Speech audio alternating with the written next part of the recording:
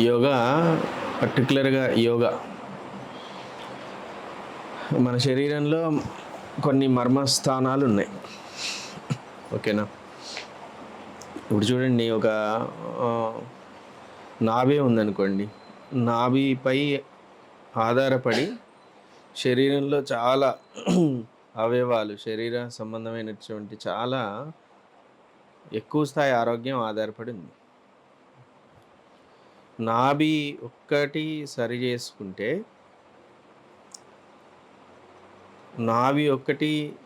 నాభిని సరి చేసుకుంటే దాదాపు 100కి పైన అనారోగ్యాలు తగ్గించుకోవచ్చు. నాభి అనేది ఒక మర్మస్థానం.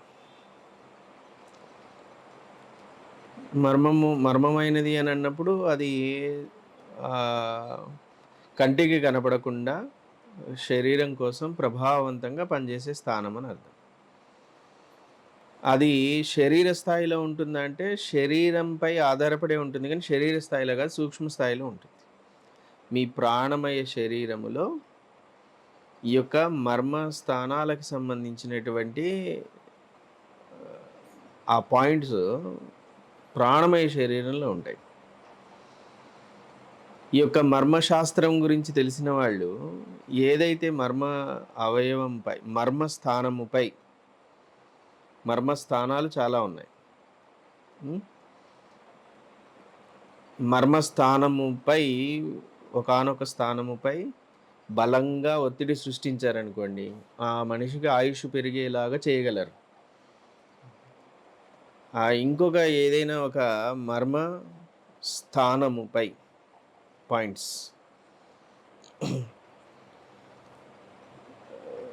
బాగా ఒత్తిడి సృష్టిస్తే త్వరగా చచ్చిపోతాడు మనిషి. మనిషిలో ఉండేటువంటి పంచభూత తత్వాలు ఏవైతే ఉన్నాయో ఆ పంచభూత తత్వాలకి సంబంధించినటువంటి స్థానాలు శరీరంలో ఉంటాయి. ఈ యొక్క భారతీయ శాస్త్రాన్ని ఆధారంగా చేసుకుని తర్వాత ఆక్యుప్రెషర్ అని, ఆక్యుపంక్చర్ అని ఇవి కూడా వచ్చాయి. దాని పరంగా ఏంటి అని అంటే పంచభూత స్థానాలు ఉంటాయి శరీరంలో. మన యొక్క ఎర్త్కి సంబంధించి భూ సంబంధమైనటువంటి స్థానముపై మనం బలంగా ఒత్తిడి సృష్టిస్తే ఒక డైరెక్షన్లో మనలో నుండి ప్రాణం బయటికి వెళ్ళిపోతుంది. అంతటి ప్రమాదం ఆ స్థానం విషయంలో ఉండొచ్చు. అదే స్థానాన్ని మరో పద్ధతిలో యాక్టివేట్ చేస్తే ప్రాణము వృద్ధి చెందుతుంది. అటువంటి మన పంచభూత సంబంధమైనటువంటి అనేక రకాల నాడీ స్థానాలు, మర్మస్థానాలు మన శరీరంలో ఉన్నాయి. ఒకానొక ఈ యొక్క శాస్త్ర ప్రకారంగా, పూర్వపు వైద్య శాస్త్ర ప్రకారంగా మన యొక్క శరీరంలోని వివిధ రకాల అవయవాలు, ముఖ్యమైన అవయవాల్లో మన యొక్క శరీర ఆత్మ అనబడేది ఆయా ముఖ్య అవయవాలలో నివాసం లేకుండా ఉంటే ఆ అవయవం పాడైపోతుంది. ఫర్ సపోజ్ కళ్ళు పాడైపోయాయి అనుకోండి. కళ్ళు పాడయ్యాయి అని అంటే లివర్లోని శరీర ఆత్మ లివర్లో నుండి బయటికి వెళ్ళిపోయింది అని అర్థం. అక్కడ ఉంటుంది, ప్రాణం ఎక్కడికి పోదు, ప్రాణం పోదు, శరీరాత్మ అని అంటున్నాను. అందుకే జీవాత్మ వేరే, శరీరాత్మ వేరే. శరీరం కోసం పనిచేస్తూ ఉంటుంది శరీరాత్మ. జీవాత్మ అనేది యూనివర్స్కి సంబంధించింది, సృష్టికి సంబంధించి, శివునికి సంబంధించింది జీవాత్మ. అది శివునితో అనుసంధానమై ఉంటుంది, సృష్టితో అనుసంధానమై ఉంటుంది. ఈ శరీరాత్మ నీలో ఉండి నీ శరీరాన్ని చక్కగా ఈ యొక్క జీవాత్మతో అనుసంధానం చేయడానికి అది సహాయం చేస్తూ ఉంటుంది. తద్వారా ఈ జీవాత్మ శివునితో ఐక్యమై ఉండి, ప్రకృతితో మమేకమై ఉండి, అక్కడ నుండి దీనికి శక్తి తీసుకుంటుంది జీవాత్మ, ఈ జీవాత్మ నుండి శరీరాత్మ శక్తి తీసుకొని శరీరం ఆరోగ్యంగా నడవడానికి సహాయం చేస్తూ ఉంటుంది. ఇప్పుడు ఈ యొక్క జీవాత్మ, ఈ యొక్క ఆత్మ శరీర అవయవాల్లో సరిగ్గా ఇమడలేదనుకోండి, వాటికి ఆ స్థానము ఆయా ముఖ్యమైన అవయవాల్లో లేవదనుకోండి, ఆయా అవయవాలు అనారోగ్యానికి గురవుతాయి. మందులు ఎన్ని వాడుతున్నా కూడా అవి ఉపయోగపడవు. మళ్ళీ ఆ యొక్క శరీర ఆత్మని ఆయా అవయవంలో స్థిరపరచడానికి ఈ పంచభూత శక్తులని ఉపయోగించుకోవాలి. శరీరంలోనే ఉన్న ఈ యొక్క పంచభూత శక్తులని ఉపయోగించుకోవాలి. మనము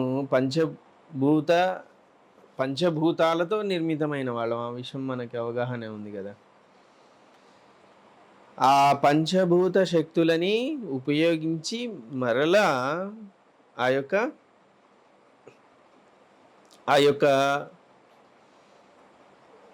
ఈ పంచభూత శక్తులని ఆ యొక్క శరీరంలోని పర్టికులర్ అవయవాల్లోకి దాన్ని మళ్ళీ ప్రతిష్టాపన చేసుకొని ఆ ప్రాంతంలో ఈ శరీరాత్మ నివాసం ఉండేలా మనం మలుచుకోవాలి. అప్పుడు ఆ తీవ్రమైనటువంటి దీర్ఘకాలికమైనటువంటి ఎన్నో ఏళ్లుగా వేధిస్తున్నటువంటి ఆ యొక్క అనారోగ్యం తగ్గుముఖం పడుతుంది. మందులతో కాని అనారోగ్యము, మందులతో నయం కాని అనారోగ్యము మరలా తగ్గిపోతుంది. ఈ యొక్క ఆ అవయవంలోకి శరీరాత్మని తిరిగి తీసుకురాగలిగితే, అటువంటి జ్ఞానము మన పూర్వ పురుషుల దగ్గర ఉన్నది. మర్మ కళలు యుద్ధాల కోసం కాదు, మనల్ని మనం రక్షించుకోవడం కోసం మర్మకళ. ఏ రకంగా యుద్ధం జరిగినప్పుడు మర్మకళని ఉపయోగించి మనము రక్షించుకోవచ్చు మనల్ని మనము.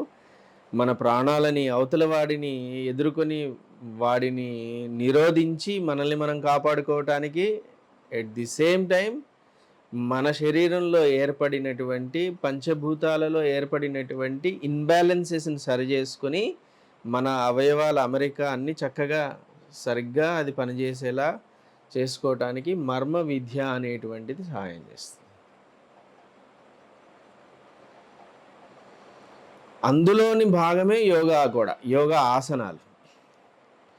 మీరు కొన్ని ప్రత్యేకమైనటువంటి భంగిమలో, పోస్చర్స్లో మీరు వంగి ఆ పర్టికులర్ ప్లేస్లోకి శరీరంలోని ప్రాణశక్తి అంతా అటువైపుగానే ట్రావెల్ చేసేలా చేసి, శరీరంలోని రక్త వ్యవస్థని అటుగానే ట్రావెల్ చేసేలా చేసినప్పుడు పర్టికులర్ పాయింట్ స్టిమ్యులేట్ అవుతూ ఉంటుంది.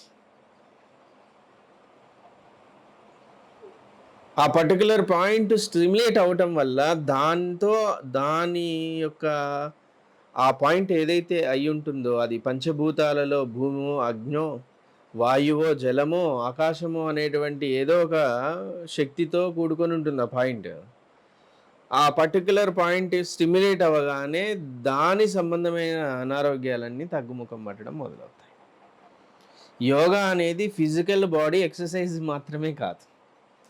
పొట్ట తగ్గటం కోసమనో, శరీరంలో కొవ్వు తగ్గటం కోసమనో, బాడీ కేవలం ఫ్లెక్సిబిలిటీ కోసమనో, వీటి కోసం మాత్రమే కేటాయించింది కాదు యోగా అనేది. యోగా అనేది మీ యొక్క శరీరములోని సమస్త అవయవాలను ఆరోగ్యంగా ఉంచడం కోసము, అలానే మీ యొక్క ఆత్మ శక్తివంతంగా ఉండడానికి కూడా సంబంధించింది యోగా. ఆయా ఆసనాలు వేస్తున్నప్పుడు మీరు ఒక ముఖ్యమైన ఒక 12 ఆసనాలు మీరు వేయగలిగితే, ఆ ముఖ్యమైన 12 ఆసనాలతో శరీరంలోని ముఖ్యమైన 12 నాడీ వ్యవస్థ 12 రకాల నాడీ వ్యవస్థ స్టిమ్యులేట్ అయ్యి, యాక్టివేట్ అయ్యి, ఆ మనిషి మల్టీ డైమెన్షనల్గా తనలో ఏర్పడేటువంటి సమస్యలు, శరీరపరంగా ఏర్పడేటువంటి ఆ సమస్యల్ని నిరోధించుకుని వజ్ర కవచంలా అలా ఉండగలుగుతాడు అన్నట్టు. అందుకే యోగా ఇప్పుడున్నటువంటి ప్రస్తుత కాలంలో మనం చూస్తున్నట్టుగా వేగంగా డ్యాన్స్ చేసినట్టు యోగా చేయటం కాదు. పవర్ యోగా అని ఇవి చేస్తున్నారు. సరే, వాటిల్లో ఉన్న శాస్త్రీయత వాటికి ఉంటే ఉండొచ్చు. కానీ యోగా సాధ్యమైనంత వరకు నిదానంగా, పూర్తి ఫోకస్‌తో ఆ యొక్క పర్ఫెక్ట్‌గా మన యొక్క ఆసనము ఆ యొక్క మర్మ స్థానముపై, ఆ వ్యవస్థపై, ఆ పంచభూతాలలోని ఆ యొక్క శక్తి యాక్టివేట్ చేస్తున్నాం మనం దీని ద్వారా అని తెలుసుకొని, కరెక్ట్‌గా ప్రెషర్ పాయింట్ అక్కడ పడుతుందా లేదా, ఆ పర్టిక్యులర్ పాయింట్ వైపు ప్రెషర్ పడుతుందా లేదా, ఈ యొక్క రక్త ప్రసరణ కావచ్చు, శరీరంలోని శక్తి ప్రసరణ కావచ్చు, ఇదంతా అటువైపు పక్కకే వెళ్తున్నదా లేదా అనేటువంటిది గమనించుకుంటూ జాగ్రత్తగా యోగాసనాలు చేస్తే ఆ వ్యక్తి అద్భుతమైనటువంటి వజ్రకవచుడిగా మారిపోతాడు. అది యోగాసనాలు వేసే విధానం. సో ఇది చాలా సూక్ష్మమైన వ్యవహారం. ఇది కేవలం ఫిజికల్ బాడీలో జరిగే ప్రాసెస్ కాదు. యోగాసనాలు చేసినప్పుడు ఆ యోగాసనాలు కేవలం ఫిజికల్ బాడీలో జరిగేటువంటి ఒక ప్రాసెస్ కాదు. అది మీ ప్రాణమయ కోశంపై జరిగేటువంటి ఒక ప్రాసెస్ అది. అలా ఉంటేనే యోగాకి ప్రయోజనం. లేదనంటే కేవలం శరీర కొవ్వు కదలటం వల్ల శరీరంలో అలసట ఏర్పడి, వేడి ఏర్పడి, శరీరంలో కొవ్వు కరిగే దానికోసమే అంటే అది చాలా తక్కువ ప్రయోజనం అని అర్థం. మనం ఉపయోగించుకుంటుంది లీస్ట్ ప్రయోజనాన్ని ఉపయోగించుకుంటున్నాం యోగా ద్వారా అని అర్థం. దాని యొక్క పర్టిక్యులర్ స్థానాలని మనం సరిగ్గా స్టిమ్యులేట్ చేయగలిగితే,